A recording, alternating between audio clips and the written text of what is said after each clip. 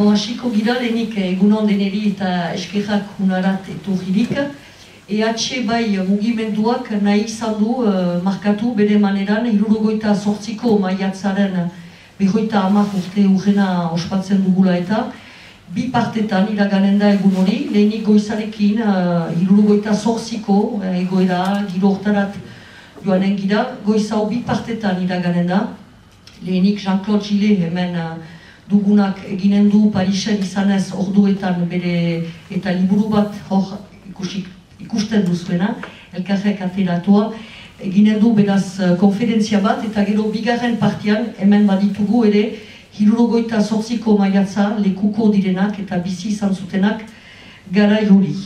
Orduan aholko ekipi bat zu, hasi aintzin, lehenik eginen dugu pausa bat konferentziatik landa eta bigarren partera joraitiko 15 bat minutakoa eta gero eguerditan bilduko gira hor badakizue frantses estatu guzian gaur egun badirela mobilizazioak marre populer deitzen dituztenak eta beraz hemen Baionan ere elgarretaratze bat izanez joanen gira hietarat eta kaso egin beharko dugu aldiz tenore aldetik biontan berriz hemen izaiteko.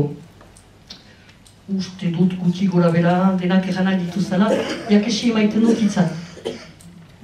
Donc bonjour à tous et à toutes, merci d'être venus en grand nombre dans cette matinée pluvieuse pour une journée de réflexion et de débat que Etxebai a souhaité organiser, non pas pour commémorer, mais bien pour réfléchir sur l'histoire, ses conséquences, les années passées, mais surtout le présent et l'avenir.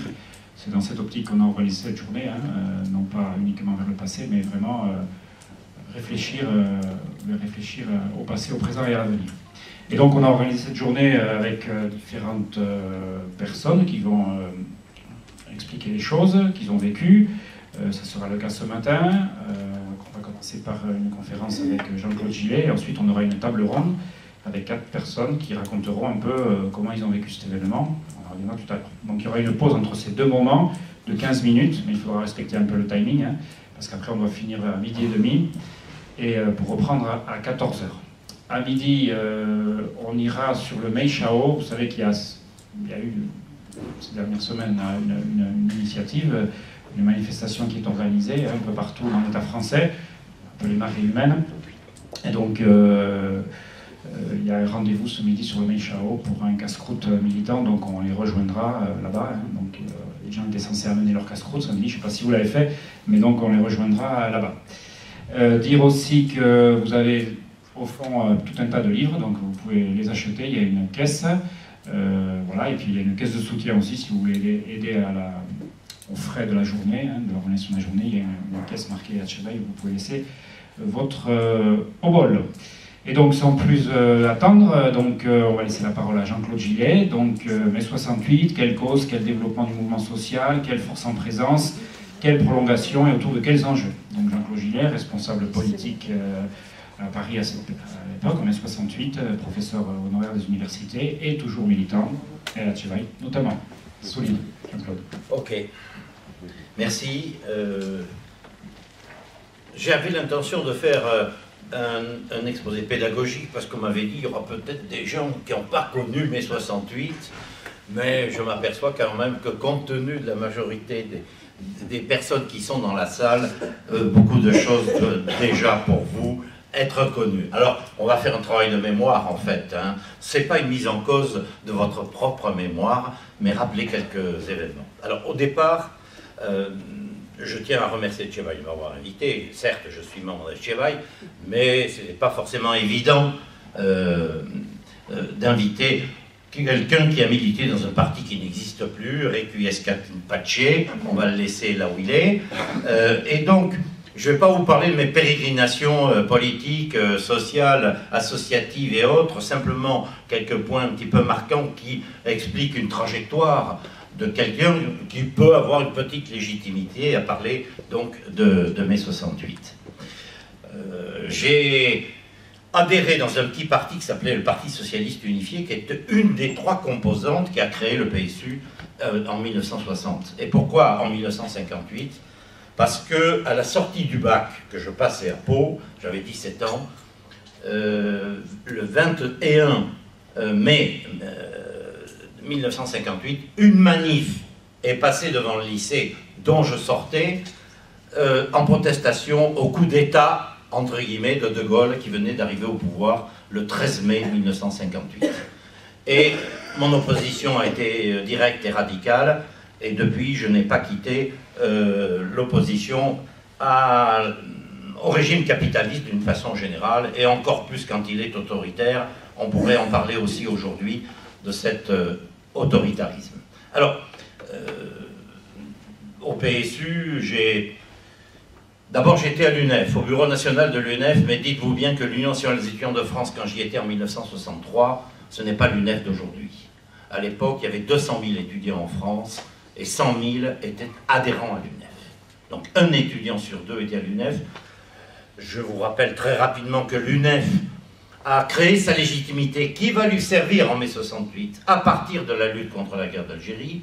C'est elle qui a réussi à faire en sorte, après beaucoup de difficultés, qu'il y ait un front intersyndical où il y avait donc CGT et FO qui étaient ensemble et la CFTC à l'époque, qui n'était pas encore la CFDT, et la FEN, bien évidemment, en opposition donc à cette guerre d'Algérie. Donc j'étais au bureau de l'UNEF pendant 2 mandats, et j'étais donc permanent, élu permanent. Je faisais mes études à Bordeaux, et je suis donc monté à Paris, découvrir Paris. Je suis resté toutes mes durées de permanence jusqu'en 1969. En 1969, j'ai quitté Paris définitivement. Avec, sinon, beaucoup de plaisir. Tout au moins, j'avais envie de fuir cette ville où j'avais connu mes 68, directement. Voilà, et de 64 à 69, j'ai été permanent au PSU, secrétaire national des étudiants du PSU, ensuite permanent de la Fédération de Paris, secrétaire à l'organisation de la Fédération, et donc j'ai vécu mai 68. Bon, j'ai écrit un ouvrage, vous verrez une photo, où je suis sur la statue de Victor Hugo à la Sorbonne, et je représentais le PSU à la Sorbonne. C'était le lieu, le stand que j'animais, qui était le lieu de rencontre des militants du PSU, où ils venaient chercher les consignes, savoir ce qui se passait, les informations, parce que je vous rappelle quand même qu'à l'époque, il n'y avait pas de portable, et que deuxièmement, il y avait la grève des transports en commun. Donc, les informations, elles passaient comme on pouvait, il fallait marcher à pied, aller les chercher. Et voilà, et donc, effectivement, j'étais prof des universités, on va passer.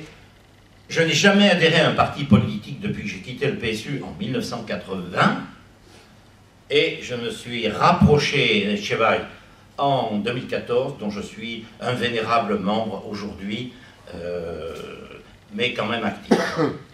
Alors, je vais commencer par vous dire qu'il y a beaucoup d'apparences trompeuses autour de mai 68. Parce que la tendance de beaucoup de commentaires est de ramener ce qui s'est passé en mai 68 à une espèce de mouvement venu de nulle part, spontané, d'une jeunesse turbulente et dans une donc spontanéité très généreuse. Même Krivine a déclaré, je l'ai entendu à Sud Radio le 3 mai, c'était le début d'un mouvement spontané et je ne savais pas où on allait.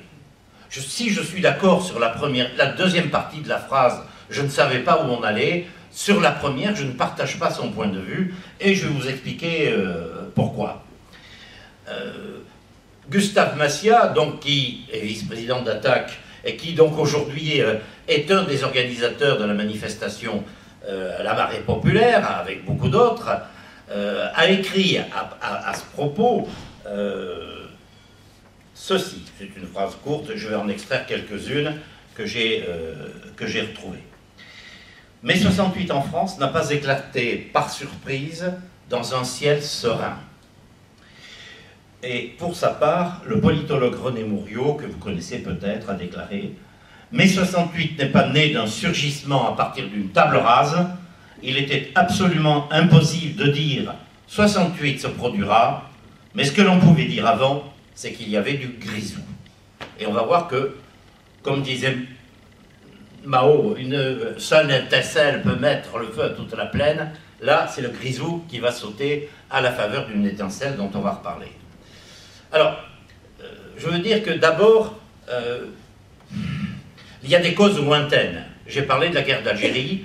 Je vous rappelle que ceux qui avaient 20 ans en 1954 avaient 34 ans en 68, ceux qui avaient 20 ans en 62 avaient 26 ans en 1968.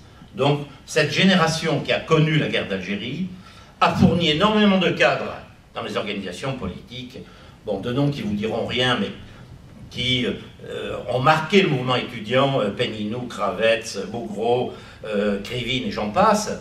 Krivine est plus connu peut-être que les autres, et qui ont été donc, moi quand j'avais 27 ans quand j'étais donc permanent du PSU, je n'étais plus étudiant depuis longtemps, et je voyais dans la cour de la Sorbonne des anciens camarades que j'avais connus à l'UNEF, qui étaient eux toujours étudiants à la Sorbonne, c'est les noms dont je viens de parler. Donc il y avait des différences de génération, et moi je faisais partie de cette génération de la guerre d'Algérie. Alors, aujourd'hui, je vous dis qu'il y avait 100 000 adhérents hier à l'UNEF sur 200 000 étudiants. Aujourd'hui, il y a 2 500 000 étudiants, il y a 30 000 adhérents à l'UNEF. Donc vous voyez, on ne peut pas comparer les situations qui ne sont absolument pas comparables du point de vue organisationnel. Il y a d'autres personnes, d'autres organisations qui ont joué un rôle. Je pense à la JOC, la Jeunesse ouvrière chrétienne, la Jeunesse étudiante chrétienne, l'UEC évidemment qui s'oppose en 65 à l'appareil du Parti communiste autour de la question des élections présidentielles, parce que Mitterrand s'est donc présenté, et tout de suite, très rapidement, le Parti communiste a appuyé la candidature de Mitterrand, ce qui à mon avis lui a coûté très cher dans l'histoire, mais c'est une autre histoire. Et donc la section Sorbonne de l'UEC est partie avec Alain Krivine. Voilà. Alors, il y a une autre cause plus proche, c'est ce qu'on appelait d'abord la première guerre d'Indochine, puis la guerre du Vietnam, bien évidemment. Guerre d'Indochine 46-54, avec ensuite en 65 un engagement des États-Unis avec des troupes au sol en Vietnam, et les Américains, je vous le rappelle, se sont retirés en 1973. Alors la jeunesse du monde s'oppose à l'impérialisme américain. Alors aux États-Unis d'abord. Dès 1964, en particulier au campus de Berkeley, dont je reparlerai tout à l'heure, puis peu à peu dans les autres universités américaines, les plus connues, Michigan en 65, Columbia à New York, etc. Et à Berkeley naît le Free Speech Movement en 1964, qui se bat contre la guerre du Vietnam, et Joan Baez y est présente, elle y chante, mais elle y parle aussi souvent dans ce mouvement. Ensuite, en 67, naît toujours à Berkeley, le Spring Mobilization Committee en 1967, en particulier avec une femme très connue, qui s'appelle Bettina Apteker, qui était membre du Parti communiste américain, et proche d'Angela Davis, mais proche aussi de Kate Millett, la féministe, et elle-même deviendra une militante féministe très engagée aux côtés de Kate Millett. En 1964, à New York, une manifestation, 100 000 à 200 000 personnes, et c'est la première fois que des papiers militaires sont brûlés publiquement au cours de cette manifestation, de gens qui refusent de partir à la guerre du Vietnam. Une marche sur le Pentagone le 21 octobre 1967, puis aussi le Black Panther Party prend position en 1966, Martin Luther King l'année avant, contre la guerre du Vietnam, et on va assister à une série de manifs dans le monde, au Japon, en Angleterre, au Japon, les Zengakuren, que je connaissais parce que c'était l'équivalent de l'UNEF au Japon, et c'était des gens qui manifestaient avec d'immenses bambous à la main contre les flics, c'était des manifs extrêmement violentes. Zengakuren. En Angleterre, à Berlin, évidemment, aussi avec cette manifestation qui a eu lieu à Berlin et qui a compté lors de la venue du Shah d'Iran à Berlin. En 67, à Rome, début du mai rampant, occupation d'université réprimée très violemment. Varsovie, alors c'est à la fois un mouvement qui a lieu en mars 68, solidarité avec le peuple vietnamien, avec les jeunes en lutte des pays occidentaux, avec les intellectuels tchèques qui commencent à se manifester, le printemps de Prague est là, et à Bruxelles, à Pékin, à Prague, en Turquie, au Sénégal, en Tunisie, en Espagne, en Israël, en Suède, au Danemark, je ne les ai pas tous cités, mais pour vous dire que tous les continents étaient à peu près touchés. J'ai oublié la Chine avec la révolution culturelle, bien évidemment. En France, il existe 3 organisations qui agissent. Le Comité Vietnam National, lancée par de grands intellectuels tels que Laurent Schwartz, qui était un mathématicien, Vidal-Naquet, qui était un helléniste, Sartre, bien évidemment, et avec un soutien de la jeunesse communiste révolutionnaire, du PSU et de l'UNEF. Il y a les comités Vietnam de base avec l'Union des jeunesses communistes marxistes et léninistes, pro-chinois, on va dire, pour simplifier. Et puis il y avait un mouvement pour le milliard, c'était la recherche d'une récupération d'argent pour acheter des médicaments et soutenir les militants vietnamiens en lutte contre l'impérialisme américain. Dans cette organisation, il y avait le PC, la CGT, l'UNEF, le SNESUP, le PSU et le Mouvement de la Paix. Et le 11 et 12 mars 1967, 12 organisations de jeunesse manifestent à Berlin. Se réunissent d'abord à Bruxelles pour préparer une manifestation qui a lieu à Berlin. Et à Berlin, la France est représentée par la jeunesse communiste révolutionnaire et les étudiants socialistes unifiés qui étaient les étudiants du PSU. À la différence de l'UEC, les étudiants du PSU étaient membres du PSU. Alors qu'à l'UEC, on pouvait être membre de l'UEC et pas forcément membre du Parti communiste. Donc voilà, cette manifestation a eu lieu le 17 et 18 février 68. Le 21 février, il y a une action, une manif, alors des ESU, de la JCR et de l'UNEF. Le drapeau du FNL flotte sur la Sorbonne et le boulevard Saint-Michel est reconverti en rue du Vietnam héroïque avec une banderole qui traverse le boulevard Saint-Michel, flambant le feu tout autour, avec Vietnam héroïque au milieu. Ensuite, je vous rappelle, ça a été important, il y a eu plusieurs plastiquages à Paris d'entreprises américaines et la fameuse casse de l'American Express par les comités Vietnam National, le 20 mars. Donc vous voyez, 20 mars 68, on est très très proche, la première manif étudiante 3 mai, et on va parler bien évidemment de Montaigne. Donc, synthèse, si vous voulez, de ces causes lointaines, la jeunesse, ou tout au moins, pour ne pas faire d'amalgame, une partie significative d'entre elles, parce qu'il faut toujours se méfier des généralisations qu'on peut faire, est engagée dans le monde pour les droits civiques, contre la guerre du Vietnam, contre les divers carcans imposés à la jeunesse, contre les appareils bureaucratiques et staliniens, contre les impérialismes. Je vous rappelle que Che Guevara meurt en 1967. Alors, les causes économiques et sociales. Contrairement à ce qu'on pense, la situation de la France n'était pas si, de ce point de vue, si magnifique que cela. Il y a en France, en 68, 5 millions de Français sous le seuil de pauvreté. 585 000 chômeurs en 1968. On peut penser que c'est ridicule, compte tenu de la situation d'aujourd'hui. Mais en 67, il y avait 196 000 chômeurs. En 68, 585 000 chômeurs. Augmentation de 300%, c'est-à-dire multipliée par 3 en un an. 2 millions de Français gagnent moins de 500 francs par mois. Le SMIC est à 1000 francs par mois. Enfin, un tiers des logements sont considérés comme inadaptés ou insalubres. Il y a donc de luttes nombreuses dès la fin 68, dès la fin 66. Bon, la première qui a été marquante en fin 68, en décembre, c'est celle de Dassault à Bordeaux.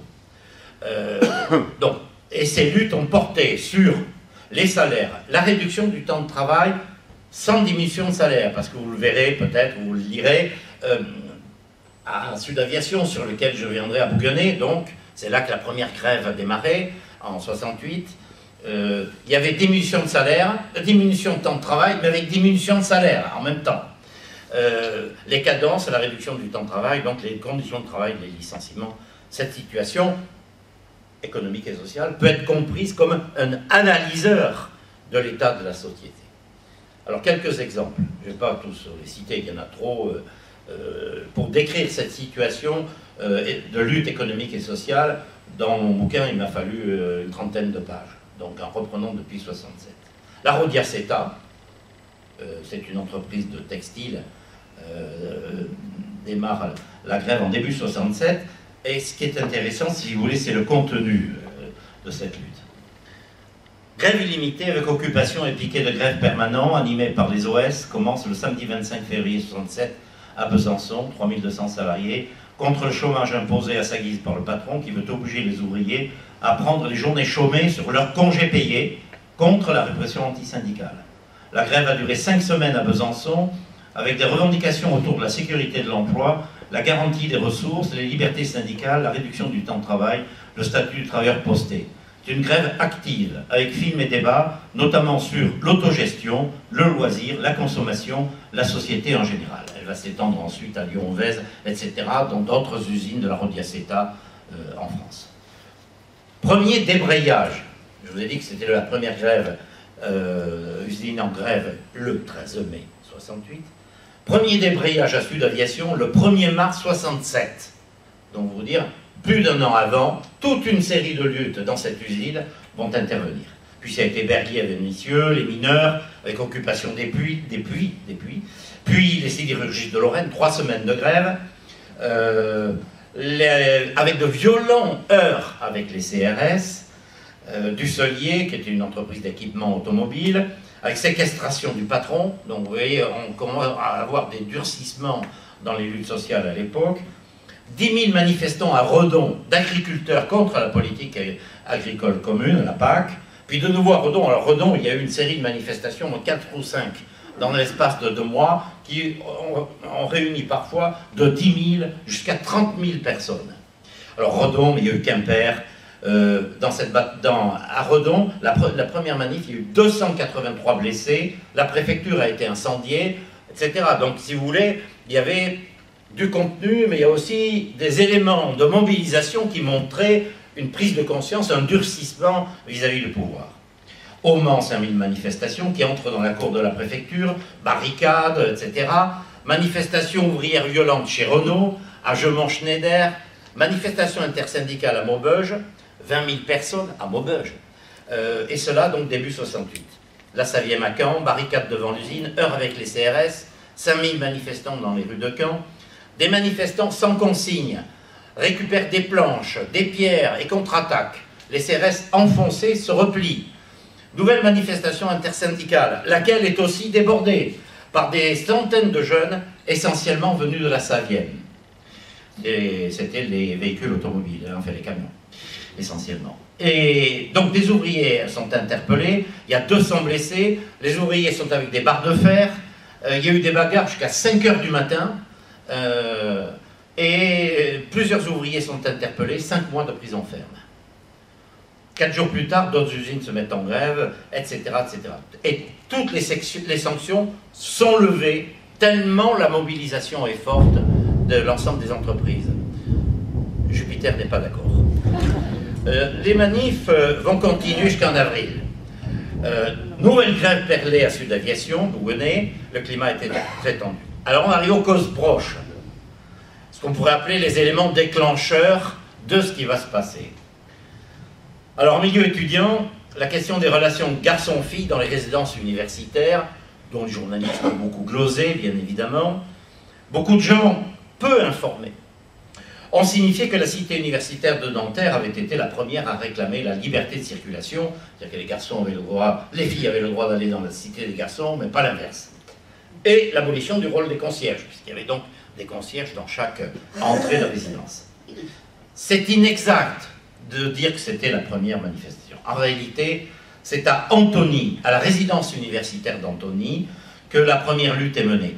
Je vous passe sur les détails, juste en 65, incident violent à la résidence universitaire d'Antony, construction de la première loge au A, le pavillon A, pavillon des jeunes filles, l'administration voulant ainsi, par souci de moralité, empêcher les garçons de s'y rendre, présence des étudiants sur le lieu des travaux pour s'opposer à cette construction, grève du restaurant suivie d'une manifestation dans Antony, etc. Contre les nouvelles loges, les murs, la hausse des loyers, la restauration, le 16 octobre. Donc, quelques temps après, 8 étudiants de la résidence universitaire d'Antony sont traduits devant le conseil de discipline de résidence universitaire. Donc déjà en 67. Mais, si on traverse l'Atlantique en 64-65, à l'université de Berkeley, des incidents naissent sur la même question. C'est-à-dire à la fois le droit d'expression dans les facultés, mais aussi l'égalité des droits noirs-blancs, l'opposition à la guerre du Vietnam, et la demande de la possibilité de rencontres libres entre les garçons et les filles, les hommes et les femmes, des différentes résidences séparées. Il y a eu une grave répression, le maire impose le couvre-feu dans l'université de Berkeley, suite à des batailles sévères dans cette université. En mars 67, il y a les prémices d'une révolte déjà à la cité universitaire de Nanterre, avec la présence de Cohn-Bendit.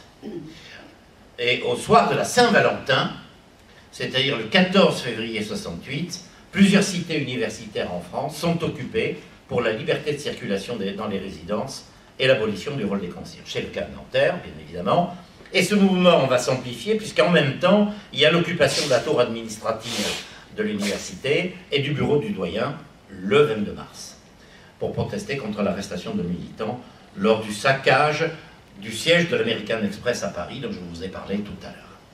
Les cours sont suspendus jusqu'au 1er avril, fermeture de Nanterre le 2 mai, 8 étudiants sont déférés devant le conseil de l'université, donc comme l'indice. J'entre dans le vif du sujet. D'une révolte à une révolution, avec un point d'interrogation. Le cycle contestation-répression va donc démarrer, quasiment tous les jours manif au quartier latin, suite à l'arrestation le 3 mai de 400 étudiants dans la cour de la Sorbonne, dont Sauvageau, Cohn-Bendit et David Rousset, qui était un leader d'école du comité d'action lycéen, mais le fils du Rousset que vous connaissez, qui était le copain de Sartre dans les années 50, et donc début des grèves dans les universités parisiennes, et les premières manifs, les dernières manifs, toute la semaine, vont durer entre 20 000 et 60, vont présenter entre 20 000 et 60 000 manifestants. Nuit du 10 au 11 mai, nuit des barricades, craquement à gauche. Dès le 3 mai, dans l'Humanité, Georges Marchais dénonce le mouvement étudiant. Je vais vous citer quelques propos pour vous rafraîchir la mémoire. Bon, il y fustige évidemment l'anarchiste allemand Cohn-Bendit et ajoute « Non satisfait de l'agitation qu'il mène dans les milieux étudiants, agitation qui va à l'encontre des intérêts de la masse des étudiants et favorise les provocations fascistes, voilà que ces pseudo-révolutionnaires émettent maintenant la prétention de donner des leçons au mouvement ouvrier. Ils raillent les groupuscules et les révolutionnaires fils de grands bourgeois qui rapidement mettront en veilleuse leur flamme révolutionnaire pour aller diriger l'entreprise de papa et y exploiter les travailleurs. Le 3 mai. Donc, les choses sont déjà jouées d'une certaine façon dans les relations. La cassure mouvement étudiant, PC et CGT va s'accentuer, et au point d'ailleurs que Juquin, qui avait été viré de Nanterre alors qu'il voulait faire un meeting en mars, l'UEC va être obligé de quitter la cour de la Sorbonne, tellement ils sont vilipendés par l'ensemble, ou la très grande majorité des étudiants qui viennent là. Bon, le thème des traîtres va être repris sous d'autres formes, sous d'autres mots, renégat, traître, vendu, profiteur, et j'en passe. Bon, c'est l'UNEF avec Jacques Sauvageau, vice-président de l'UNEF. Jacques Sauvageau était au PSU depuis le mois de février 68. Donc c'était tout récent, c'était un jeune militant, il a été militant de l'UNEF à Dijon, il avait été vice-président. Je vous rappelle qu'il est décédé en octobre 17 et je me permets de lui rendre hommage ici, car il est toujours resté fidèle à ses idées. C'était un taiseux, un silencieux, il n'a jamais voulu passer à la télévision aux différentes commémorations de mai 68. Et ça, on cite souvent les renégats, les traîtres et les vainqueurs, mais lui, on n'en a jamais parlé à cette occasion. C'était volontaire de sa part. Alors c'est lui qui va prendre l'initiative d'une rencontre avec la CGT, et parce qu'il cherche faire une unité syndicale dans la lutte contre la répression en particulier. C'est la manif du 13 mai, et je vous rappelle que par hasard, le PSU avait décidé un meeting le 13 mai 68 à la Mutualité. Pourquoi? Parce que 13 mai 58, 13 mai 68. Et donc le PSU avait décidé de faire un meeting pour se souvenir de la prise du pouvoir par De Gaulle. Et donc ce meeting a pris un autre sens, évidemment, avec ce qui se passait, et Cohn-Bendit était présent dans la salle, et on lui a proposé de prendre la parole, et il est monté à la tribune. Et il a dit notamment ceci, tout à fait dans son style: ce qui m'a fait plaisir cet après-midi, c'est d'être en tête du défilé où les crapules staliniennes étaient dans le fourgon de queue. Parce qu'effectivement, devant, il y avait Sauvageau, Gesmar, Cohn-Bendit, Maurice Najman, qui était un des leaders des comités d'action lycéens. Bon, donc vous voyez, bonjour l'ambiance. Et impossible de traiter les événements jusqu'à la fin juin, mais je vais vous donner quelques faits marquants. Le 14 mai, Sud Aviation Bouguenais, plusieurs débrayages. La grève est votée à 15 h avec occupation de l'usine, séquestration du directeur. Je vous rappelle que cette usine était présidée par Papon. Soudure des portes de l'usine à 22 h 30. Et ils font grève du 14 mai jusqu'au 17 juin, donc bien après le protocole d'accord des accords de Grenelle. Le lendemain, grève à Renault-Cléon, à Flins, Sandouville, Boulogne-Billancourt, SNCF, RATP, Air France Métallurgie, etc. Et les grèves donc démarrent. Environ 10 millions de grévistes, 9 millions, c'est peu important. Je rappelle aussi que grève à l'ORTF jusqu'au 27 juin 68. Plus de 1000 journalistes et techniciens sont en grève. Il y a eu beaucoup qui ont été évidemment mutés, licenciés après 68. Bon, la commune de Nantes, il faudrait l'évoquer aussi, ça a été un moment important parce que la ville a été bloquée par les organisations syndicales et la FRCEA, la Fédération départementale des syndicats d'exploitants agricoles de Loire-Atlantique, mais Bernard Lambert en était le leader, c'est lui qui a fondé les Paysans Travailleurs, puis la Confédération Paysanne, et donc, si vous voulez, par exemple, l'essence était distribuée par le comité qui contrôlait la ville de Nantes, et même le préfet était obligé, et les hôpitaux, de demander des bons au comité de grève pour avoir de l'essence venue de Donge. Donc, ça a été un moment important. Il y a un petit bouquin qui est sorti à cette époque-là, je ne sais pas si vous le trouverez, qui s'appelle La Commune de Nantes, qui est vraiment très intéressant. C'était un début, on va dire sinon d'autogestion, tout au moins de contrôle populaire de la ville. Une autre usine marquante, c'est la CSF à Brest, qui a remis en route la production. Ça vous rappellera peut-être quelque chose. C'était donc la CFDT qui à l'époque était en pointe à la CSF de Brest. On peut dire que l'IP 73 est un enfant de ce qui s'est passé en 68, sauf que en 68 à l'IP, la CGT était majoritaire et a fait souder les portes de l'usine fermées, alors qu'en 73, la CFDT qui était majoritaire a fait souder les portes de l'usine aux grilles, mais ouvertes, de manière à ce que symboliquement tout le monde puisse venir débattre, discuter s'il était solidaire. Bon, 30 mai 68, grande manif gaulliste, bon, 300 000, 1 million de participants. Alors le pouvoir était-il à prendre? J'ai oublié de vous dire quand même qu'il y a aussi Cannes, Avignon, Villeurbanne. Villeurbanne, c'était le rassemblement des directeurs de MJC. 3 déclarations, 3 manifestations importantes de ce moment-là. Alors, Ludivine Bantigny, qui est donc maître de conférence en histoire, militante du NPA, elle dit ceci, elle affirme que, en réalité, 2 blocs se sont affrontés en mai 68. Un bloc PSU, CFDT, SNESUP, JCR et d'autres groupes, Jeunesse communiste révolutionnaire, tentant d'affirmer la nécessité, l'existence d'un pouvoir étudiant, ouvrier, paysan, d'un pouvoir populaire, appuyé sur un gouvernement de transition. Et la figure de Mendes n'est pas loin derrière. On verra comment cette opération et pourquoi elle échouait. Un deuxième bloc, CGT-PC, recherchant une solution institutionnelle et électorale à travers l'union PC-FGDS, laquelle n'existait pas. Enfin, elle existait institutionnellement, mais on ne la voyait pas dans les manifs, on ne la voyait pas dans les universités, on ne la voyait pas dans les usines. C'était le calme plat. Et je rappelle que Mitterrand en était le leader. Et donc, Mitterrand était prêt à aller aux élections présidentielles. Il l'avait été en 65, candidat. Alors, bon, elle dit en même temps, Ludivine, que la solution PC-CGT convenait mieux à De Gaulle pour de multiples raisons, à la fois internes et internationales. Je vous rappelle que le printemps de Prague était né, que le Parti communiste de l'Union soviétique avait cette question-là, cette épine dans le pied à ce moment-là, et si jamais en Europe il se passait quelque chose de l'ordre d'un printemps de Prague, sans évidemment le poids du stalinisme, on ne va pas comparer de comparable, quoique on parlera de Gaulle plus tard.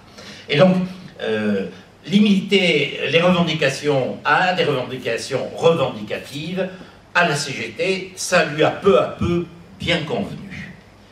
La montée du premier groupe que je vous ai évoqué, PSU, CFDT, SNESUP, JCR et quelques autres groupes, bon, et des personnalités, genre Barjonnet qui démissionne du secrétariat économique de la CGT et qui adhère au PSU, bon, et quelques autres. Alors, le premier groupe monte, c'est-à-dire que le 24 mai a lieu une manifestation à l'appel de l'UNEF à la gare de Lyon. Manifestation extrêmement violente. Il y avait eu un accord. Alors, en tête de manif, il y a qui? Il y a Sauvageau, il y a Rocard et il y a Krivine. La veille, une négociation avait eu lieu avec le ministère, avec Balladur, qui était donc conseiller de Pompidou, pour savoir si la police allait empêcher ou pas cette manif. La décision est transmise par Balladur qui dit « Non, non, il n'y aura pas de police, vous pourrez circuler librement. » Et donc la manif part vers la Bastille. Et à la Bastille, le lendemain, elle est bloquée, contre-ordre que reçoit la police. Donc il y a eu un renversement, serment de rapport de force, et ils décident de charger. Mais derrière, il y avait 40 000 personnes jusqu'à la gare de Lyon. Et donc ça s'est égayé partout, et c'est à ce moment-là d'ailleurs que la bourse a brûlé. Alors très violente, car j'y étais. J'ai ramassé des grenades, je ne les ai pas amenées, des grenades, des balles en caoutchouc qui vous font des hématomes comme ça, hein, des grenades offensives soufflantes, j'en ai un certain nombre. Et donc, le 27 mai, alors, ce qui s'est passé entre-temps, si vous voulez, c'est que Sauvageau, dès la fin de la manif, appelle à une manifestation le lendemain, rue Soufflot, devant le siège de l'UNEF. Et Rocard est en désaccord total, il y a une rencontre Rocard-Sauvageau, et Rocard dit à Sauvageau, « Tu les veux, t'es mort ». Il convoque une réunion du Bureau national du PSU, à une voix de majorité, Rocard l'emporte, et donc il demande à Sauvageau d'annuler la manifestation du lendemain, le 24 mai. Le 27 mai. Et Sauvageau est obligé de s'exécuter et annule la manifestation. Inutile de vous dire que depuis, moi je l'ai vu, j'étais copain de Sauvageau, même si on n'avait pas on avait 2 ans de différence. Donc on était très proches aussi de l'âge. Chaque fois que Rocard arrivait dans une salle, pour un colloque, un machin, etc., Sauvageau se levait de sa chaise et foutait le camp dehors. Il n'a plus jamais accepté la présence de Rocard à ses côtés. On verra aussi que c'est une question politique. Manif de Charléty, le 27 mai, elle a lieu donc à Charléty, 50 000 personnes, Renaud Flin est présent, Sud Aviation, les 7 fédérations syndicales CFDT, 2 syndicats FO, le Livre CGT et Mendes France. Alors, question de Mendes France, question difficile. Mendes France est sollicité par Rocard avec un programme d'un gouvernement de transition vers le socialisme de 4 pages. Mendes, je vais vite, Mendes dit « Tu ne contrôles plus ton parti ». Et en particulier à cause de quelqu'un qui s'appelle Marc Ergon, qui était le secrétaire à l'organisation, donc mon équivalent, mais lui au niveau national, au niveau du bureau national. Et d'ailleurs à tel point que des fois, le monde s'en est pas rendu compte, et il appelait Sauvageau Marc Sauvageau, alors que Jacques, c'était Jacques son prénom à Sauvageau. Donc il y a une espèce d'assimilation entre ce secrétaire à l'organisation et donc, bon, voilà, Mendes dit non. Il dit par contre, je serai présent à Charléty, mais je ne prendrai pas la parole.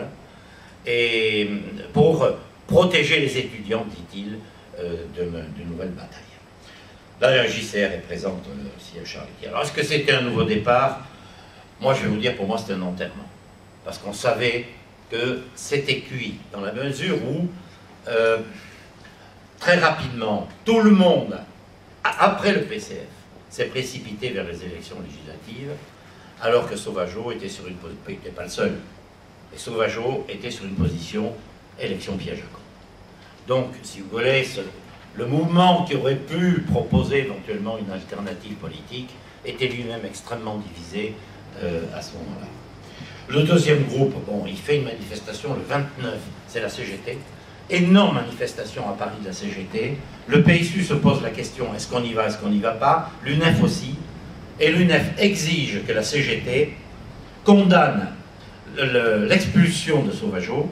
Alors vous voyez bien, la CGT répond non, il n'en est pas question. Et donc évidemment, il n'y aura pas de manif commune avec la CGT. De Gaulle part à Baden-Baden. On commence à brûler quelques documents dans les ministères. Il a annoncé, c'est une déclaration qu'il a faite un peu plus tard, le 9 juin, que le 29 mai, il avait songé à partir définitivement, à quitter le pouvoir. Mais bon, on l'a regonflé d'une certaine façon avec le soutien de Massu et de quelques autres.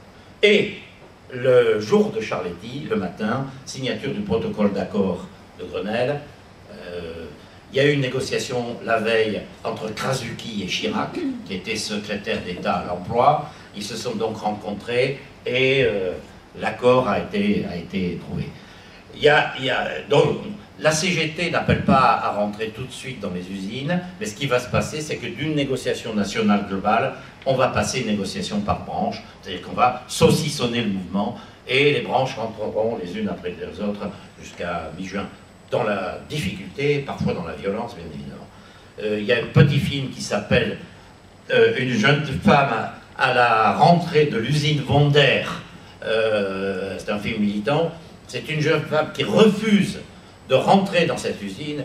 Elle dit « Non, je ne rentrerai plus dans cette tôle, c'est dégueulasse, on travaille dans des conditions abominables. Non, je ne rentrerai pas. » Et autour d'elle, il y a deux permanents CGT, en cravate et en costard, je dirais presque avec attaché-caisse, qui lui disent « Mais si, ça va aller mieux, on a gagné pour rentrer, etc. » Et elle maintient son opposition. Vous l'avez sur Internet, ce petit film, il est remarquable.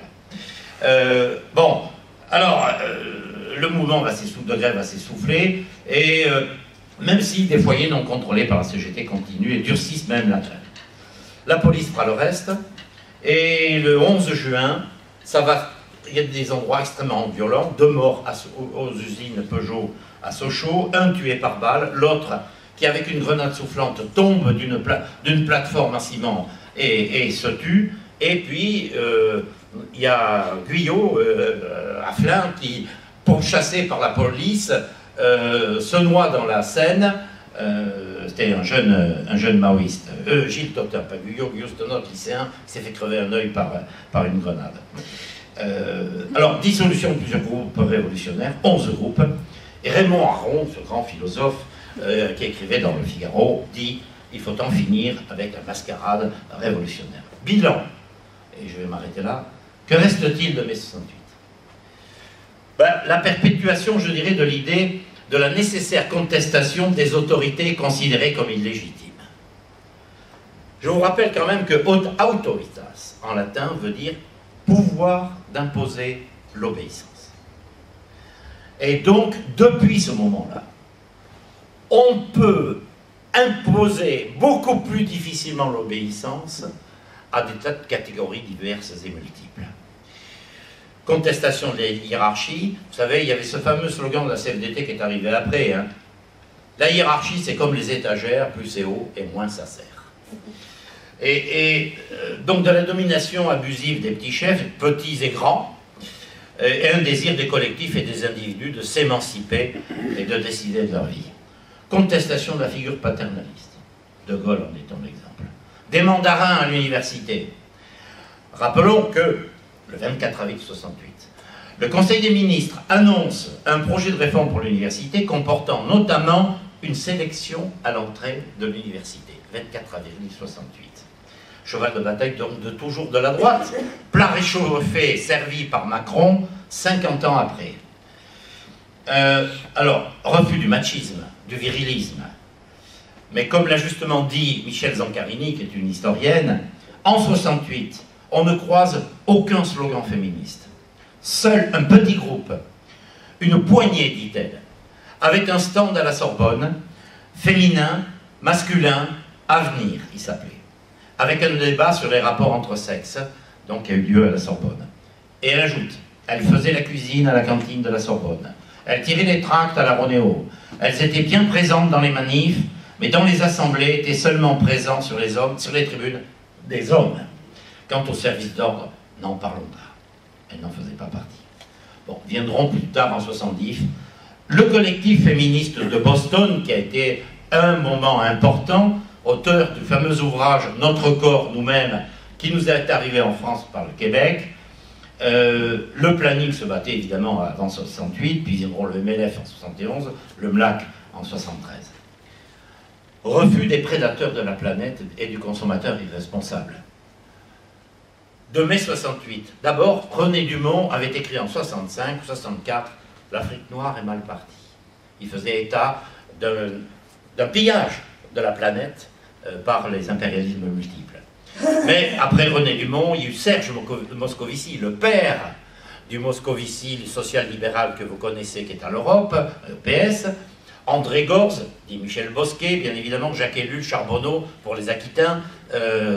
Bon, refus de l'État centraliste. À la Sorbonne, Robert Laffont, celui qui avait écrit la Révolution régionaliste, était présent à la Sorbonne, il avait une table, avec le COEA, le Comité Occitan d'études et d'action, ou d'analyse, je ne sais plus, le CELIB et l'UDB étaient présents à la Sorbonne, l'UDB, l'Union démocratique bretonne, le CELIB qui était plus ancien, qui s'appelait le Comité d'études et liaison des intérêts bretons.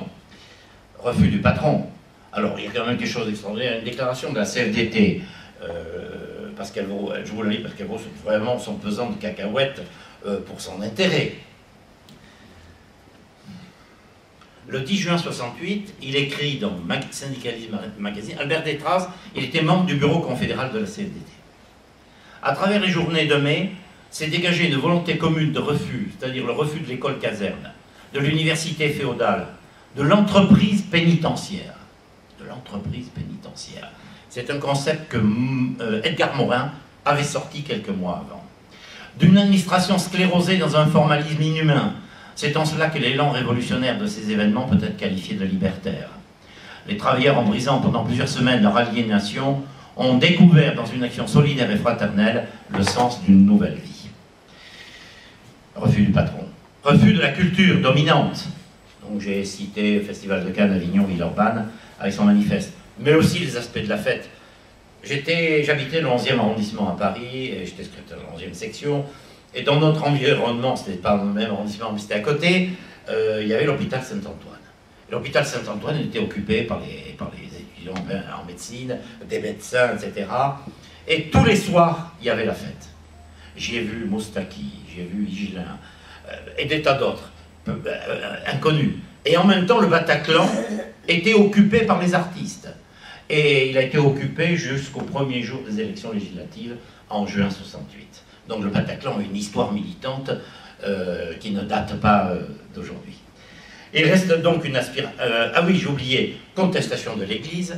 C'est en 1968 que naît Échange et Dialogue, qui est un groupe de prêtres qui contestent à la fois la hiérarchie religieuse et qui demande le mariage des prêtres au même titre que tous les civils. Enfin, contestation de l'armée, elle viendra en 1974 avec le syndicalisme de soldats, les comités d'action, les comités de soldats. Souvenez-vous, ces militants qui circulaient dans les manifs du 1er mai avec des cagoules pour ne pas être repérés et qui travaillaient dans les casernes, avec l'appel des sangs. Il reste donc une aspiration, je dirais, une démocratie élargie, approfondie, délibérative, sociale, directe. Une référence à l'autogestion, à laquelle moi personnellement je suis toujours attaché, mais on peut l'appeler de 36 termes différents, peu importe. C'est que si ça désigne le même fait, c'est-à-dire l'émancipation des travailleurs, bah, le 16 mai, la CFDT est la première, en mai 68, à sortir un communiqué avec le mot CFDT à l'intérieur. Alors, je ne veux pas en faire du détail. La CFDT de mai 68, c'est évidemment pas la CFDT d'aujourd'hui. C'est clair. Et c'est que le 13 juin que le PSU reprend le mot autogestion par un éditorial de Michel Rocard. Mais bon, je vous l'ai dit, à Rodiaceta, déjà en 67, lors de leur grève, le thème de l'autogestion était déjà présent. Alors un système de délibération collective dans les usines, les bureaux, les universités, les services publics, les peuples qui ont droit à leur autonomie ou à leur indépendance. Conclusion. Cette aspiration n'est donc pas d'aujourd'hui. La lutte pour des droits élargis, pour plus d'égalité entre les hommes et les femmes, entre Français et immigrés, comme on disait à l'époque, est présente dans nombre de combats en France et ailleurs. Aspiration à la liberté, disait alors Cornelius Castoriadis, philosophe, socio-philosophe, on va dire, du principe d'autonomie contre le principe d'hétéronomie, c'est-à-dire dépendre de soi-même, de l'extérieur, qui inspire un système qui, et à l'inverse, l'autonomie et la volonté de loi qu'on se donne soi-même de façon directe en interaction vivante avec les autres citoyens. Mais à l'inverse de la période des années 70, période de luttes offensives, de masse, de pratiques actives, nous sommes aujourd'hui en France et globalement dans le monde dans une phase défensive, de résistance, dont Macron représente à la fois l'autoritarisme inhérent au libéralisme, qui n'a de libéral en définitive que le respect du marché capitaliste, tout le marché, rien que le marché. Gustave Massia, dont j'ai parlé tout à l'heure, militante toujours, membre du Conseil scientifique d'Attaque France, membre du Conseil international du Forum social mondial, a écrit, c'est tout récent, il y a un accord assez général sur la caractérisation de la période, la nôtre, comme celle d'une contre-révolution, et même celle de plusieurs contre-révolutions. Cette contre-révolution met en avant des idéologies racistes, xénophobes, sécuritaires. Elle désigne comme bouc émissaire dans tous les pays du monde les étrangers et les migrants. Elle s'appuie sur les conservatismes islamistes, hindouistes, évangélistes. J'ajouterai catholiques. L'évolution du néolibéralisme mêle austérité et autoritarisme, une catégorie politique que l'on peut appeler austéritaire. Je vous remercie.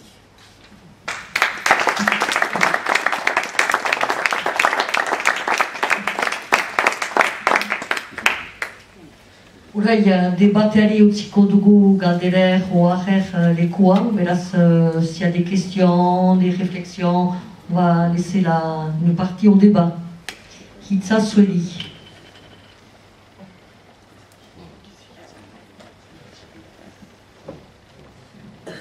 Michel?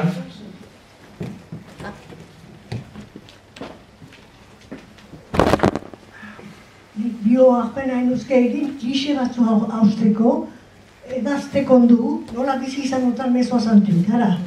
Ordean, zerora nintzen.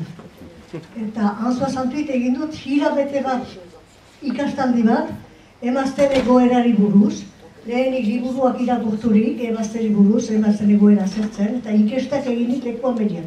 Ordean, jura harrian nintzen, jura departamentuan. Eta gerozik ordean sortu zen, ene kongregazionia aitzinako zen, eta ordean kontzilioare pasatu berria zen, eta kontzilioan atzetik ari ginen, txeka, nola sortu ginen gure kongregazionean, nundik ibili zen, nun galdu, eta nola behar ginen berriz bideratu. Ordean hori gogoeta horiek eginik, beraz hasiera ginen, emazte nola hain dut, nolatzen eskolaz. Alaguntza batek sortua zuen kongregazione hori, evangelioa bizitzeko jenden erdian espantorik gabe, egun bizia.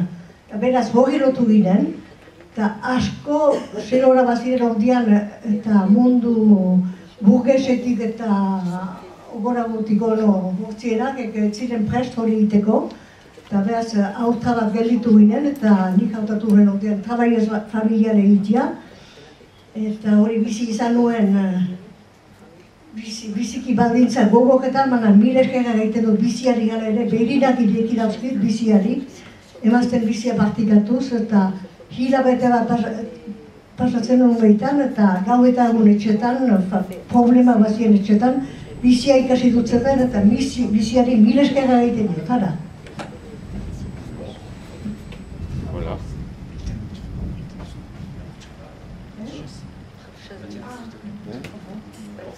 Oui. Bon, un petit raccourci en français. Je voulais simplement dire mon expérience en 68, mon expérience de femme très spéciale, mais un peu pour casser des tabous sur les femmes et sur plein d'autres choses. En 68, j'étais dans le Jura, j'étais religieuse.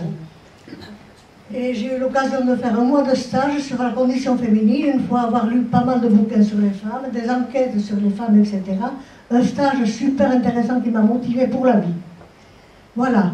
En même temps, à cette période-là, c'était l'après-concile, et la congrégation était en train de réfléchir comment elle était née, comment elle avait évolué ou perdu, comment il fallait reprendre le chemin. Et à ce moment-là, elle a pris conscience qu'elle était née d'une personne, une veuve, qui voulait une congrégation qui vive la vie des gens, au milieu des gens, sans histoire, pour vivre l'évangile, tout simplement, dans la vie de tous les jours. Et bon, plein de personnes qui étaient là de milieu aristocratique et de milieu bourgeois n'étaient pas prêtes à ça, elles sont parties. D'autres ont fait des formations, et moi entre autres, j'ai fait la formation de travailleuse familiale, qui m'a donné l'occasion de partager la vie des femmes de très près, parce que c'était des conditions très dures à l'époque. Il m'arrivait souvent de faire un mois, nuit et jour dans des familles à problème, mais merci la vie parce qu'elle m'a appris ce que c'est la vie, de bien des façons, à travers les familles, à travers la vie divine que j'ai vécue aussi après, etc. Et voilà, tout ce que j'ai à dire c'est merci la vie de m'avoir ouvert les yeux sur la vraie vie. Juste Erika, juste de la Rica. Jean-Claude, vous voulez dire? J'apprécie fortement votre intervention, mais je n'ai pas de remarques ou de critiques particulières à faire. Simplement, j'y suis sensible parce que figurez-vous que j'avais 3 oncles prêtres. Et les 2 premiers étaient de foutus réactionnaires. J'en ai un qui était aumônier à la Légion étrangère à Sidi-Bel-Abbès. Et quand il me racontait, suite à un attentat qui avait tué un légionnaire à Sidi-Bel-Abbès, la Légion partait, entourait un douar de mitrailleuses et il tirait de 10 cm en 10 cm jusqu'à ce que plus rien ne bouge. Ni animaux, ni personne. Et il connaissait mes opinions, puisque je ne les cachais pas, et je vais vous dire que les débats étaient extrêmement violents à la table familiale, parce qu'en plus j'avais un père qui avait été à la Légion des volontaires français, qui allait faire le coup de poing en 1936 contre les grévistes, donc je viens de loin, d'une certaine façon. Bon, et par contre, un de mes autres oncles, qui est toujours vivant, il a 96 ans, se déclare anticlérical. C'est-à-dire qu'il refuse toute congrégation, tout ordre, et il est bétaramite, donc pas loin entre Lourdes et Pau, à Bétarame. Il a toujours refusé les ordres de Bétarame, et il ne voulait que des paroisses. Et dans la section où j'étais à Perpignan, puisque dans mes pérégrinations j'étais à Perpignan, j'avais 2 prêtres dans la section. Pierre Cantier, dont la prise de conscience était née au moment de la guerre d'Algérie, en Algérie. Il avait participé, si vous voulez, à ces appelés du contingent qui avaient emprisonné leurs officiers au moment du putsch à Alger, de Zeller, Salan, Jouot et Jean Nouvier le 4e. Et donc ils avaient arrêté leurs officiers, ils les avaient foutus en tôle dans la caserne. Et lui, fondateur d'Échange et Dialogue, et il vivait avec la secrétaire de l'évêque, qui était une religieuse. Donc dans la section, on était bien couverts. Et l'autre prêtre s'appelait Pierre Roussel, il est décédé. Et il avait une paroisse à Saint-Gaudéric, derrière la gare de Perpignan. Et il venait me voir quand il faisait ses sermons, et il me les montrait, et il me disait « Jean-Claude, tu crois que c'est assez marxiste ce que je dis ?» Voilà. Donc c'était une ambiance vraiment formidable.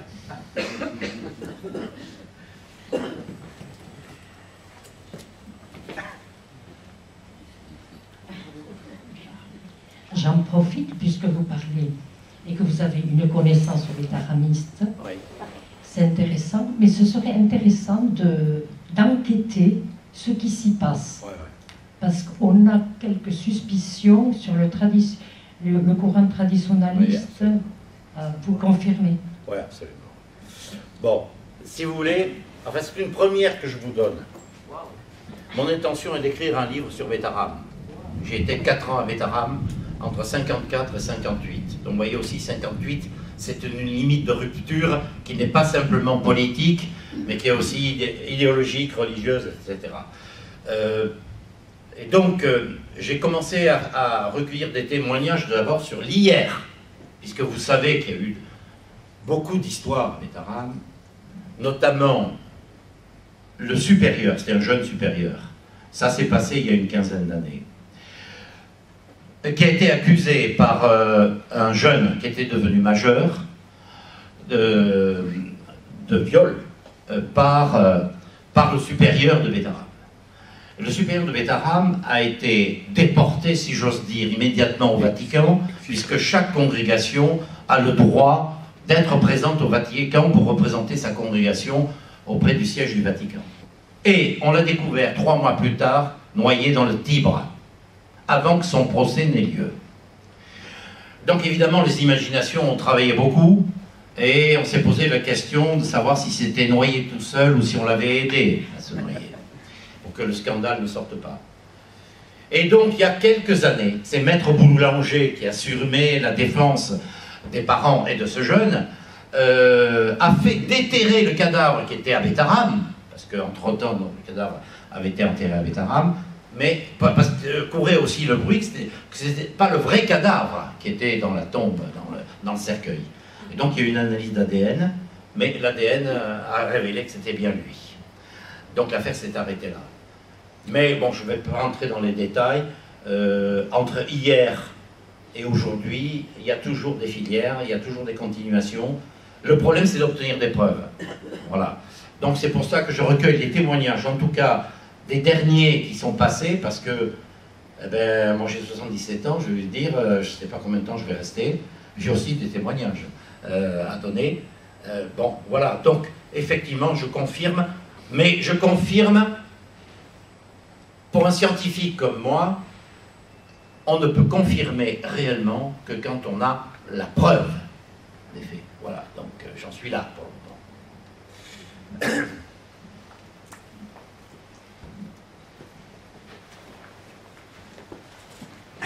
Oui, je peux parler assez fort, oui. Jean-Claude, Oui. J'ai quelques lacunes dans l'histoire de mai 68, donc est-ce que tu pourrais éventuellement nous préciser la position de l'Église pendant ces événements-là, justement? Bon. 6 positions il y a eu. Non, non, il n'y a pas eu de position de l'Église. Il n'y a pas eu de position de l'Église. Par contre, il y a eu des positions de prêtres, selon les cas, même d'évêques, d'ailleurs. Et qui se sont vus d'ailleurs après, par la suite, par exemple, quand l'IP a été en grève, l'évêque qui y était en 73, l'évêque qui était à Besançon, qui était déjà évêque en 68, a soutenu en 68 les grévistes, et là en 73, il a soutenu l'IP dans la lutte 73-74. Mais la parole de l'Église, dans les situations difficiles, c'est comme l'armée, la grande muette. Donc officiellement, il n'y a pas eu, les évêques n'ont pas pris de position, l'Assemblée des évêques.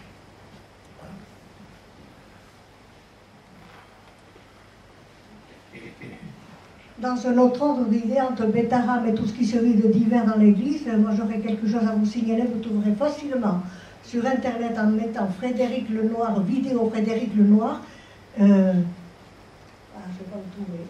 Non, Le christianisme est mort, vive l'évangile. C'est fantastique. 4 minutes de vidéo, c'est fantastique. Comment il situe les choses? Tu vas le convertir, Marie-Jeanne. Hein? Tu vas le convertir.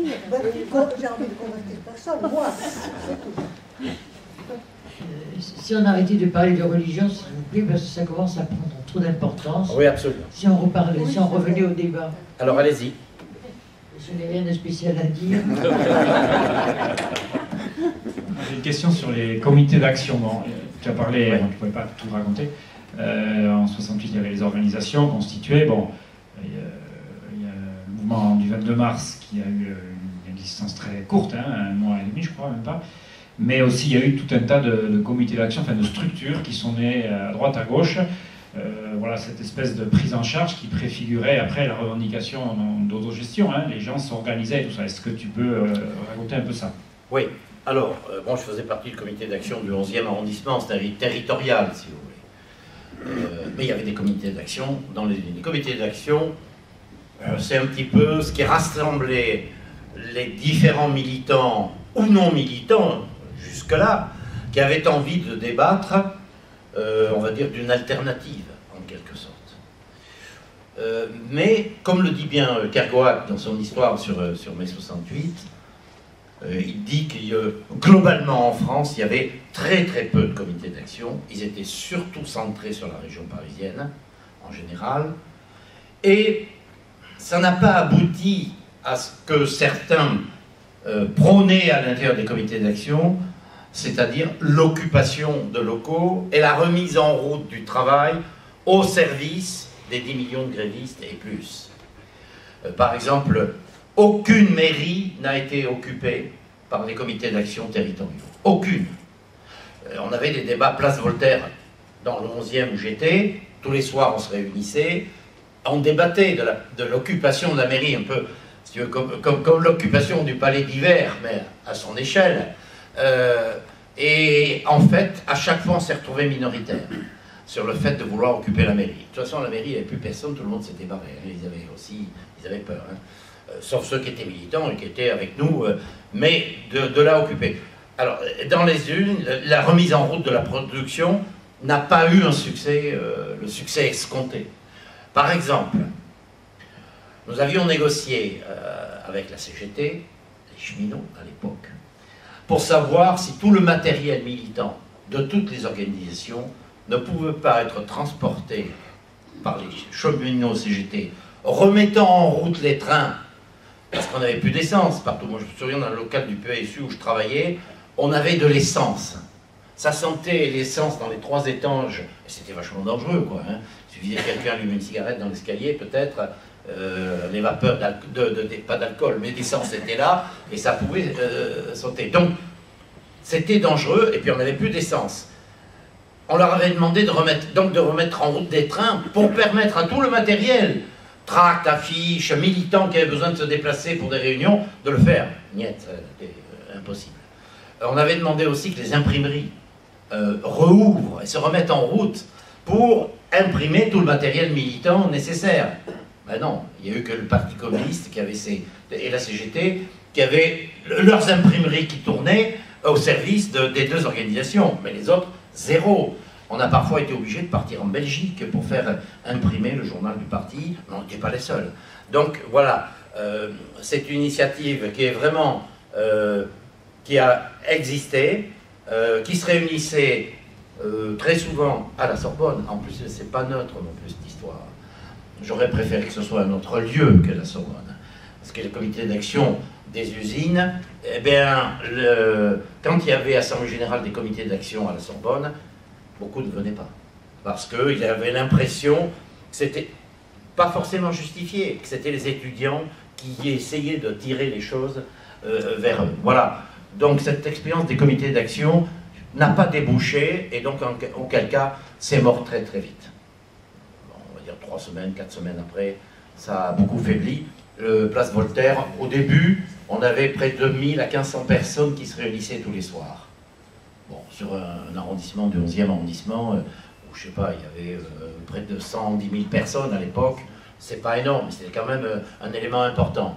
Et petit à petit, comme ça ne débouchait pas non plus sur le plan politique, les comités d'action sont morts avec l'espérance d'une alternative. On a fini quoi? On était 200 sur la place Voltaire au mois de juin, vers la mi-juin. Voilà pour les comités d'action, ce que je peux dire.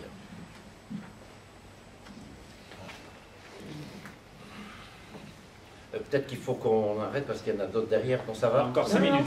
C'est bon.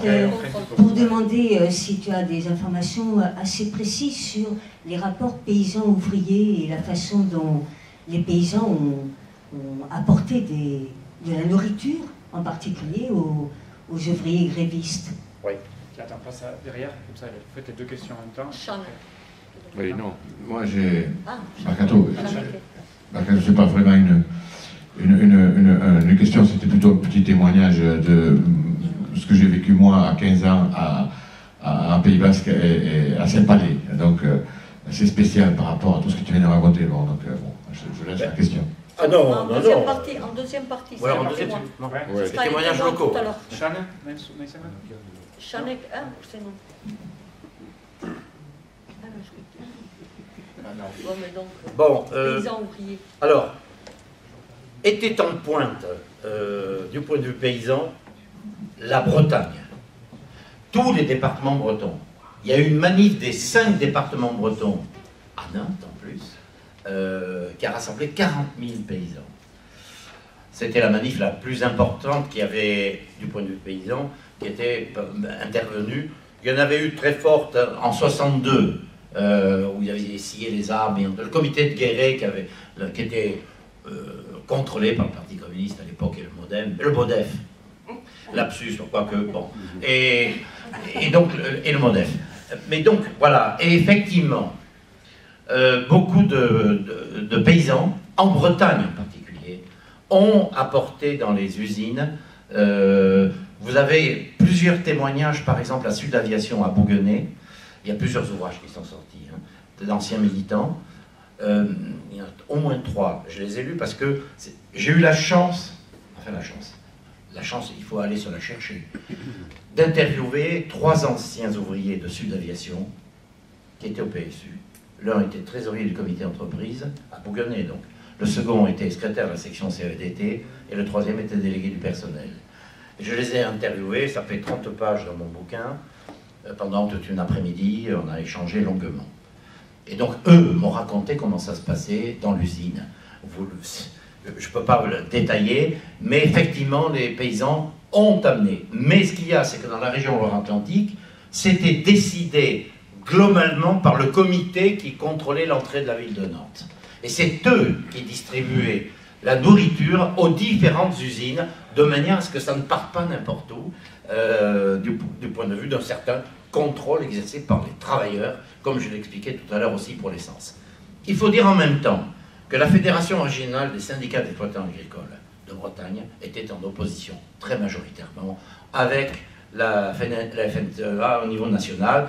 Et je vous rappelle que Bernard Lambert, le créateur donc des paysans travailleurs, a été député MRP en même temps que l'abbé Pierre en 1954.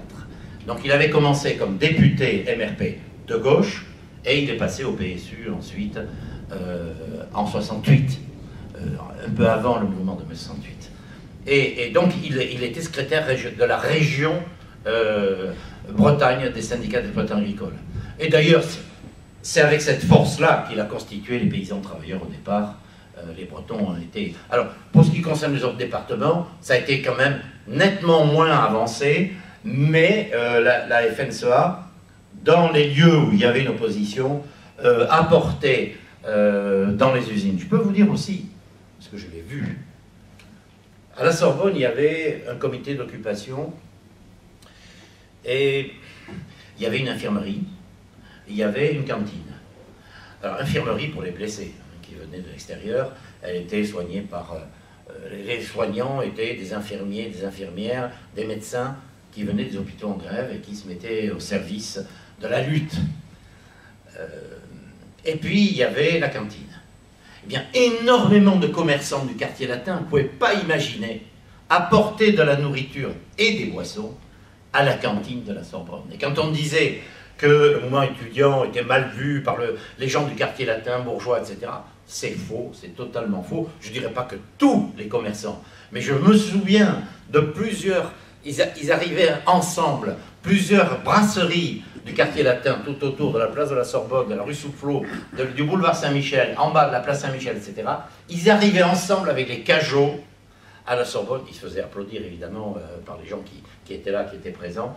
Et donc ça a été un soutien quand même formidable, parce que la nourriture se coûtait. Donc il y avait les ouvriers d'un côté, mais les membres du comité d'occupation avaient assumé des liens forts avec les commerçants du quartier. On va... Ah. Voilà.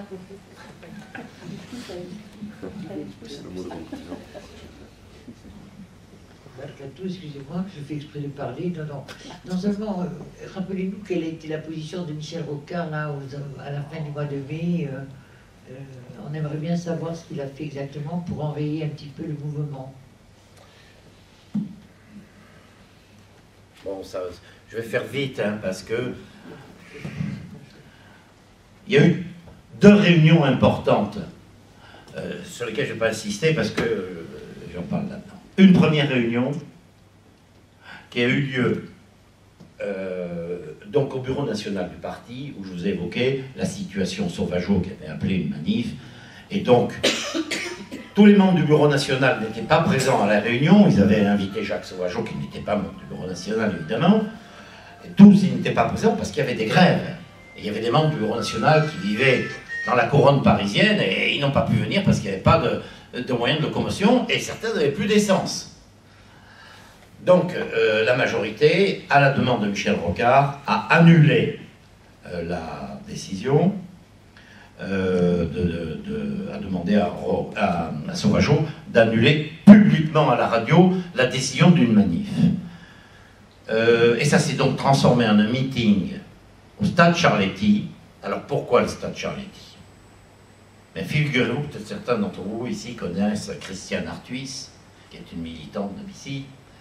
Son mari était trésorier national du PSU. Et le frère de son mari était le patron du stade du Puc à Charletti. Et c'est lui qui a proposé que, pour éviter des risques, ça se passe dans un lieu clos plutôt que dans la rue. Et donc on est parti de Denfert-Rochereau et on est arrivé jusqu'à Charletti. Les flics étaient loin, on ne les voyait pas. Il y avait eu un accord la veille, hein, pour que la manif se déroule sans incident, d'autant plus qu'ils avaient donné leur accord aussi au gouvernement pour que la manif du lendemain de la CGT ne soit pas non plus avec une police apparente. Il n'y a eu aucun incident aux 2 dernières manifs importantes, des 2 courants on va dire.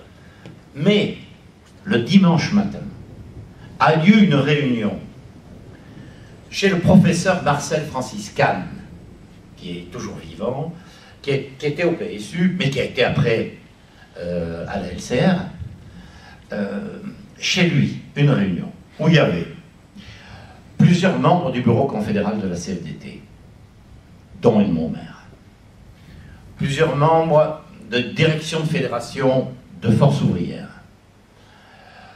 le SNESUP, représenté par Gesmar, qui commençait déjà il avait été au PSE, il avait quitté en 65, qui commençait à se poser des questions, et il est entré après la gauche prolétarienne quelques temps plus tard. Il y avait Mendes France, Jacques Sauvageau. Et je vais vous citer la phrase de Sauvageau dès le début de la réunion. À propos, il a pris la parole en premier, Sauvageau. Sauvageau ne parlait pas beaucoup dans les réunions. Je vous ai dit que c'était un taiseux. C'est un des seuls moments où il a parlé, et il a terminé en disant je vais vous retrouver cette phrase parce que c'est quand même un événement marquant. Voilà. Il s'adresse à Mendes et il lui dit: on n'a rien à faire d'une transition politique bourgeoise avec toi, Mendes France. Donc, à ce moment-là, alors que c'est Rocard qui avait été chercher, je vous rappelle que Mendes France était au PSU. Quand le Parti Socialiste Autonome s'est créé en 58, avant le PSU en 60, Mendes France a demandé son adhésion au Parti Socialiste Autonome. Et moi qui étais militant, j'ai voté pour l'entrée de Mendes France. C'est tous les militants qui ont voté. Mitterrand a demandé son adhésion au PSU en même temps que Mendes, au PSA, en même temps que Mendes en 58. Et nous avons voté à 94% contre l'entrée de Mitterrand. Parce que Mitterrand, on connaissait, on savait tout. On avait de grands résistants, tel qu'Alain Savary, qui était au bureau national du PSU à l'époque.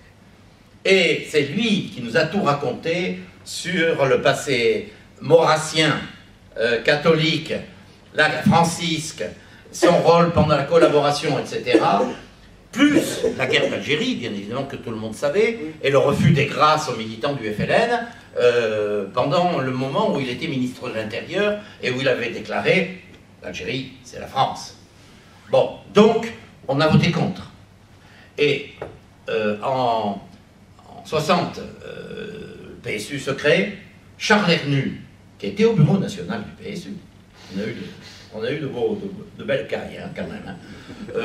Charles Hernu, Bérégovois, propose de nouveau la candidature de François Mitterrand au PSU.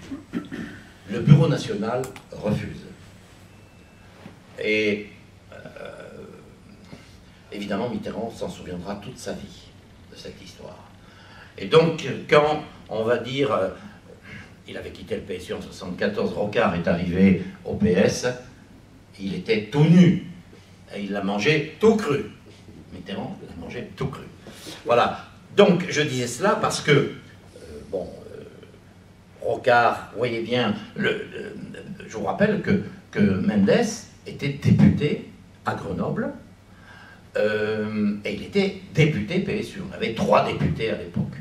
Il était député PSU. Donc c'est lui que Rocard a cherché comme élément pouvant incarner une transition. Alors la question, vers le socialisme, la question c'était que pour les uns, Jacques Sauvageau c'était un bourgeois dont on n'avait rien à foutre, et pour d'autres, il y avait 3 courants, et pour d'autres, c'était le Kerensky de la révolution russe, c'est-à-dire celui qu'on va chercher en février 17 pour tourner une page de la première partie de la révolution russe, que les bolcheviks et les socialistes révolutionnaires et d'autres acceptent de mettre au pouvoir pour le renverser, donc en octobre, le Kerensky. Donc l'idée pour un certain nombre de gens, c'était, y compris, je dirais, pour Krivine, JCR à l'époque, etc., c'était on met un politicien bourgeois au pouvoir et on va le renverser avec les comités d'action, les occupations d'usines, la remise en route de la production. C'était ça le projet. Et puis il y avait le 3e courant, type Rocard, qui le faisait consciemment et organisé, en disant, en gros c'était ça la stratégie, si Mendes apparaît et prend la parole, De Gaulle va être encore plus délégitimé, et donc peut-être que le Parlement, avec une majorité au Parlement de droite, mais il y avait les élections législatives en 67, et la gauche avait fait un très bon score. La différence du nombre de députés entre les deux était de 30 ou 40 seulement au Parlement. Donc, Rocard se disait dans sa tête, si Mendes sort, il y a des députés de droite qui vont s'abstenir, qui même peut-être vont voter pour Mendes, parce qu'il représentait, disait-on, une certaine morale, et donc ça peut passer comme chef du gouvernement. Voilà, quels étaient les 3 courants. Et Rocard faisait évidemment partie du 3e, mais hélas, ça lui a pété dans les mains, si j'ose dire, puisque Mendes a refusé de prendre la parole à Charletti. Rocard pensait que Mendes prendrait la parole à Charletti sur un programme de transition au socialisme, qu'il le dirait dans son intervention. Qu'est-ce qui s'est passé? Il ne l'a pas fait, il était là, mais il n'a pas pris la parole. Le lendemain, Mitterrand prend la parole au cours d'une conférence de presse en disant que lui, il est candidat à la succession de Gaulle et qu'il propose Mendes France comme Premier ministre. Mendes France qui n'était absolument pas au courant.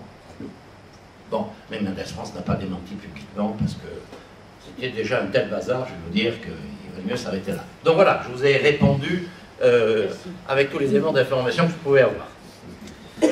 On va faire une petite pause d'un quart d'heure, il ne faut pas aller dehors, et on reprend après à les témoins donc, qui sont ici présents de mai 68.